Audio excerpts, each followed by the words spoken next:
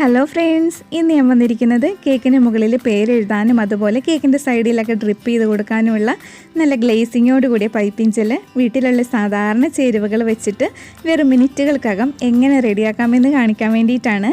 ഈ ഒരു piping gel വെച്ചിട്ട് ഞാനിതിൽ ലാസ്റ്റ് പേരും കൂടിയൊക്കെ എഴുതി കാണിക്കുന്നുണ്ട്.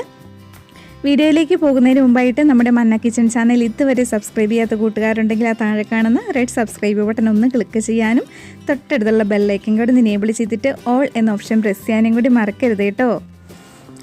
ഈ ഒരു പൈപ്പിംഗ് ജെല്ല് നമുക്ക് ഗോതമ്പ് പൊടി വെച്ചിട്ടും മൈദ വെച്ചിട്ടും കോൺഫ്ലോർ വെച്ചിട്ടും റെഡിയാക്കാവുന്നതാണ്. ഞാനിവിടെ 2 ടേബിൾ സ്പൂൺ മൈദയാണ് എടുത്തിരിക്കുന്നത്. ഇനി ഇതിലേക്ക് നമുക്കൊരു കുറച്ച് വെള്ളം ചേർത്തിട്ട് കട്ടയൊന്നുമില്ലാതെ നന്നായിട്ടൊന്ന് മിക്സ് ചെയ്തെടുക്കണം. ഇത് മിക്സാകാൻ വേണ്ടി മാത്രമുള്ള വെള്ളം ചേർത്ത് കൊടുത്താൽ മതി.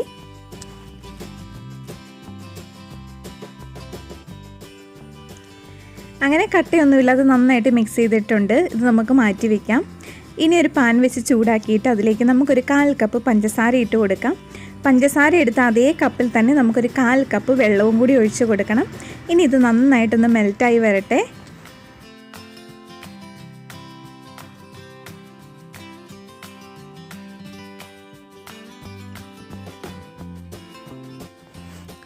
പഞ്ചസാര ഇവിടെ മെൽറ്റാകാനായിട്ട് തുടങ്ങിയിട്ടുണ്ട്. ഇനി പഞ്ചസാര ക്രിസ്റ്റലൈസ്ഡ് ആകാതിരിക്കാൻ വേണ്ടിയിട്ട് നമുക്കിതിലേക്ക് ഒരു ചെറുനാരങ്ങയുടെ പകുതി പിഴിഞ്ഞ് നീര് ഒഴിച്ചു കൊടുക്കാം. ഞാൻ ഇതുപോലെ ഒരു ചെറിയ നാരങ്ങയുടെ പകുതിയാണ് എടുത്തിരിക്കുന്നത്. ഇനി വലിയ നാരങ്ങയാണെങ്കിൽ ഒരു 4/1 ഭാഗം എടുത്താൽ മതിയാവും. ഇനി ഇത് നന്നായിട്ട് നമുക്ക് മിക്സ് ചെയ്ത് കൊടുക്കാം. പഞ്ചസാര നല്ലതുപോലെ മെൽറ്റായിട്ട് വെള്ളം നല്ലതുപോലെ തിളച്ച് വരാൻ തുടങ്ങിയിട്ടുണ്ട്. ഇനി നമുക്ക് ലോ ഫ്ലെയിമിലേക്ക് മാറ്റിയതിന് ശേഷം മൈദ മിക്സ് ഒഴിച്ച് കൊടുക്കാം. മൈദയുടെ മിക്സ് ഒഴിച്ച് കഴിഞ്ഞാൽ നല്ലതുപോലെ കൈ വിടാതെ തന്നെ ഇളക്കി കൊടുത്തോണ്ടിരിക്കണം. ഇത് പെട്ടെന്ന് തന്നെ കുറുകി കട്ട കെട്ടാനുള്ള സാധ്യതയുണ്ട്. ഇത് ഇനി നല്ലതുപോലെ നല്ല ഗ്ലേസിംഗ് ഒക്കെ വന്നിട്ട് ചെറുതായിട്ടൊന്ന് കുറുകി വരണം. അപ്പോൾ ഇവിടെ കുറുകി വന്നിട്ടുണ്ട്, നല്ല ഗ്ലേസിങ്ങും ആയിട്ടുണ്ട്. ഇനി നമുക്ക് ഫ്ലെയിം ഓഫ് ചെയ്യാം. ഫ്ലെയിം ഓഫ് ചെയ്തിട്ട് പെട്ടെന്ന് തന്നെ നമുക്ക് വേറൊരു ബൗളിലേക്ക് മാറ്റണം. ഈ ഒരു പാത്രത്തിൽ തന്നെ വെച്ചിരുന്നാൽ ചൂട് കൊണ്ട് വീണ്ടും കുറുകി കട്ട കെട്ടാനുള്ള സാധ്യതയുണ്ട്.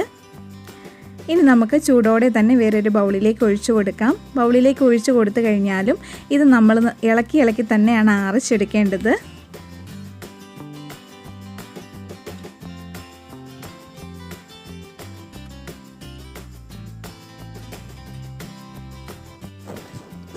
അങ്ങനെ പൈപ്പിംഗ് ജെൽ ഇവിടെ തണുത്ത് വന്നിട്ടുണ്ട്. ഇനി ഇതിലേക്ക് ഞാൻ ഫുഡ് കളർ ചേർത്ത് കൊടുക്കുവാണ്.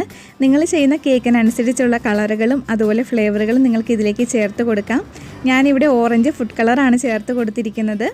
അങ്ങനെ നല്ല ഗ്ലേസിങ്ങോട് കൂടിയ പൈപ്പിംഗ് ജെൽ ഇവിടെ റെഡി ആയിട്ടുണ്ട്. ഇനി മുതൽ ആരും കേക്കിൽ പേരെഴുതാനും അതുപോലെ ഡ്രിപ്പ് ചെയ്യാനൊക്കെ കടയിൽ നിന്ന് വാങ്ങിക്കേണ്ട ആവശ്യമില്ല. നമുക്ക് ഫ്രഷ് ആയിട്ട് തന്നെ വീട്ടിൽ റെഡിയാക്കി എടുക്കാവുന്നതേ ഉള്ളൂ. ഇനി ഞാനൊരു പൈപ്പിംഗ് ബാഗിലേക്ക് ഈ ജെല്ല് ഇട്ട് കൊടുത്തിട്ട് ഒന്ന് പേരും കൂടി എഴുതി കാണിച്ചു തരുന്നുണ്ട്. ഈ ഒരു ജെല്ല് വെച്ചിട്ട് നമുക്ക് നല്ല പെർഫെക്റ്റ് ആയിട്ട് പേരെഴുതാനായിട്ട് പറ്റും.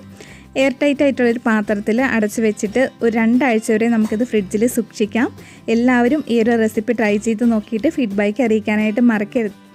പിന്നെ ഈ വീഡിയോ നിങ്ങളുടെ ഫ്രണ്ട്സ് ആൻഡ് ഫാമിലിക്ക് ഷെയർ ചെയ്യാനും നമ്മുടെ ഫേസ്ബുക്ക് ഗ്രൂപ്പായ മന്ന കിച്ചണിൽ ജോയിൻ ചെയ്യാനും ഫേസ്ബുക്ക് പേജായ മന്ന ഹോം മെയ്ഡ് കേക്ക്സ് ലൈക്ക് ചെയ്യാനും കൂടി മറക്കരുത് കേട്ടോ. അതിൻ്റെയൊക്കെ ലിങ്ക് താഴെ ഡിസ്ക്രിപ്ഷൻ ബോക്സിൽ ഞാൻ കൊടുക്കാം.